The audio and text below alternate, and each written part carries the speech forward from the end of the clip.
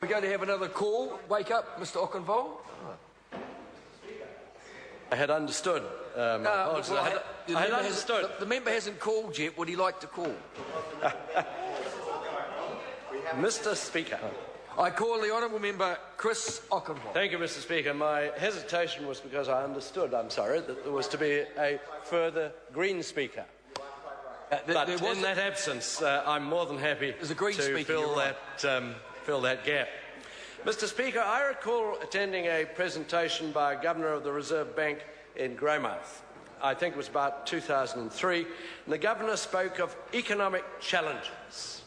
I remember he was asked to describe or quantify what a challenge was exactly, and he responded that it was any economic activity or event that impacted on the normal state of the economy. He was then asked, in true West Coast interrogative style, to describe what the normal state of the economy is or was. His response was that the economy was in a normal state when all of the elements were typically in balance. He was then asked if that ever occurred, or was it a mythical concept, or a bit like the typical summer we all remember as occurring during our childhood, but never occurs nowadays. He thought for a while and then agreed that it was in fact like the typical summer we all remember for an economy to be in a normal state. Well, Mr. Speaker, what a series of challenging economic events this government has had to deal with.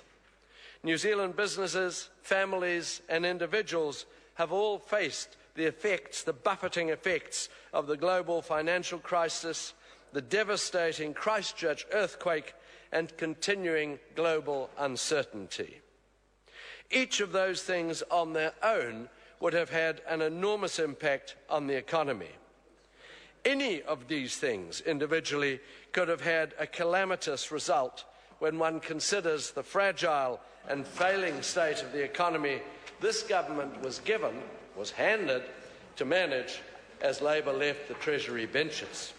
It would have been easy, Mr. Speaker, and understandable if New Zealand had spiralled downwards like other economies did through the developed world. There was, however, a further event that occurred during the same period that was to have a major impact on how the economy behaved. And that, Mr. Speaker, was the election of a national-led government under the Prime Ministership of the Right Honourable John Key, with the Honourable Bill English as a Minister of Finance and a very strong and professional, committed grouping of Cabinet Ministers. History has continued to play out since that event, from the Prime Minister's commitment to look after everybody and create a brighter future for New Zealand, to embarking on a program to build momentum in the economy. Budget 2013 is a momentum-building budget. The budget confirms that New Zealand is on the right track with forecasts of economic growth, an increase in jobs, rising wages and a return to surplus by 2014-15. There is a firm commitment to having a government focus on four main priorities: responsibly managing the government's books, building a more competitive and productive economy, delivering better public services, and rebuilding Christchurch. National is building towards a stronger, more stable economy that can weather global economic storms and deliver opportunities, higher incomes and more jobs for New Zealanders.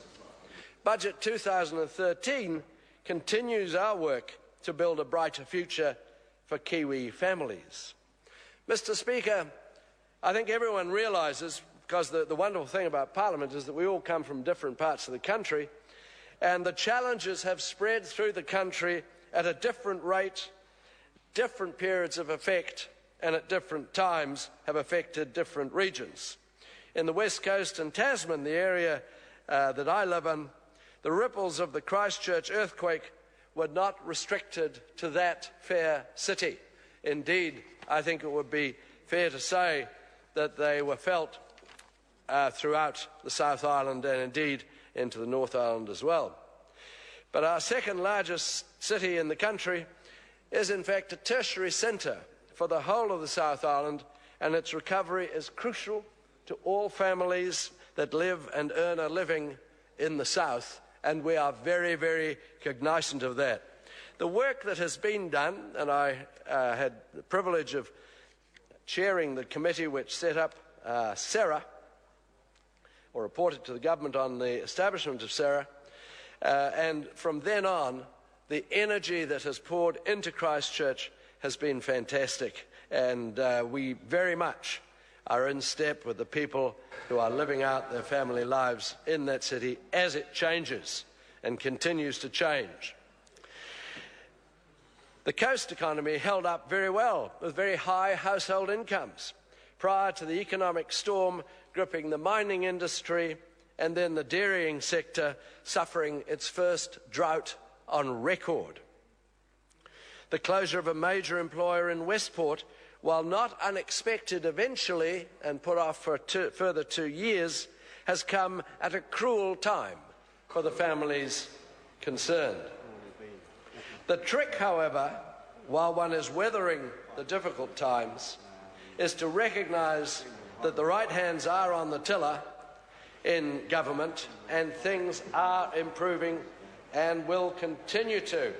Let's look at some of those focused points that we're talking about. Additional measures to build a more competitive and productive economy. ACC levy cuts will leave another $300 million in the economy for businesses and households in 2014-15, increasing to around $1 billion next year.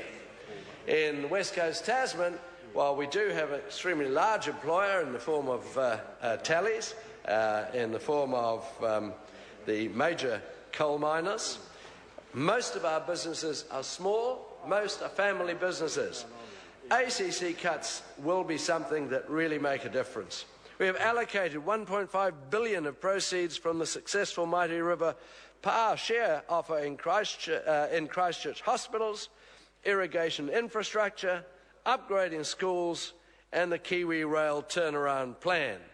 While I'm not trying to be selfish about these things, other South Islanders will recognise the significance of those events to people who live down there. The railway is a very important part of our lives. Christchurch Hospital is, as I have already said, a tertiary centre for the rest of the South Island. Irrigation infrastructure will increase opportunities for more productive farming throughout Canterbury, and I think the schools upgrade will probably be of greater benefit to Christchurch than to anywhere else. A member across the House is agreeing with everything I say, which is nice to see. But yes, it is good that we will have those opportunities for development in the South Island. Gosh, they deserve it. Meridian will be the next company prepared for a partial share sale to New Zealand investors later this year. Let's hope that we don't see the sort of spoiler tactics which we saw last time, which almost sort of reached the stage of being malicious, I think, in the Kiwi mind. Almost reached the stage of being malicious. So that money will then be available for vital infrastructure without further increasing our debt. Legislation to improve housing affordability has been frequently spoken of here, and a memorandum of understanding with the Reserve Bank Governor confirming a range of measures, if needed, to protect the economy from periods of excessive growth in credit and housing prices, reduce reliance on unstable sources of funding, and require banks and other financial institutions to better manage their own risks. It's significant, Mr. Speaker, that I began by speaking about the Reserve Bank Governor and coming to the end of the speech in the same thing, because it is about the stability of New Zealand's economy, and this budget does a lot to help it. There was talk this morning, Mr. Speaker, on the radio about what would happen if there was a change of government. And I'd just like to close with a comment from my Labour neighbours, who I have a lot of fun with, especially in duck shooting season and that sort of thing. But we were having a chat one day, and they said, oh, well, if court case works, you could be without one of your MPs, and that would mean you'd lose your majority. What are you going to do then? And I said, well, I guess what would happen then is there'd be could easily have an election, and then you guys could get in and you could form a government with the Green Party. Their response was immediate, spontaneous and honest. And they said, to hell with that. And I said, but that's your guys. They said, we're not ready and we don't want to be with them. Now, this is the voter.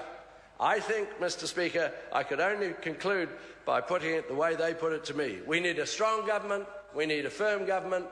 Might not like you very much for national, but that's what you're giving us. And that's what we'll continue to get. Thank you, Mr. Speaker. I call the honourable member